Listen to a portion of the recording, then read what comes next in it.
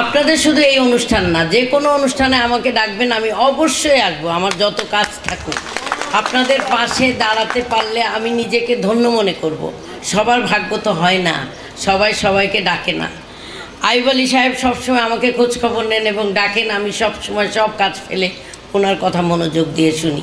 আমি যতদিন বেঁচে থাকবো ততদিন ওনার কথা, আপনাদের কথা, আমি মনে করি আপনাদের এই বিষয়টা আমি অনেক গুরুত্ব দিই।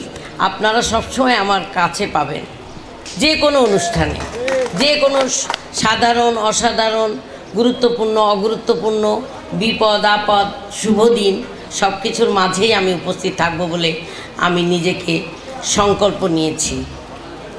আমি যেখানেই থাকি না কেন আপনাদের অনুষ্ঠানে আমি আসতে চাই, আপনাদের কথা আমি শুনতে চাই, আপনাদের পাশে আমি দাঁড়াতে চাই। আপনারা এখানে থাকবেন, এখান থেকে আপনাদের একটা বিশাল গোষ্ঠী পরিচালনা করবেন, এটা সকলের কাম্য হওয়া উচিত। আমাদের সমাজের যেমন কাম্য হওয়া উচিত, আমাদের রাষ্ট্রীয়ভাবেও আমাদের কাম্য হওয়া উচিত। সম্মানের সাথে আপনারা একটা জায়গা পেতে পারেন, এটা আপনাদের অধিকার। আপনাদের অধিকারের সাথে আমরা একমত হচ্ছি। আর আপনারা যে সুন্দর করে অনুষ্ঠান করেন, এটা আমার কাছে ভীষণ ভালো লাগে। আমি মাঝে মাঝে গল্পও করি, অনেক কথাই তো বলার ইচ্ছা, কিন্তু আজকে অনেক বৈরী পরিবেশের মাঝখানে আমরা উপস্থিত হয়েছি, যারা এসছে তারা জানে।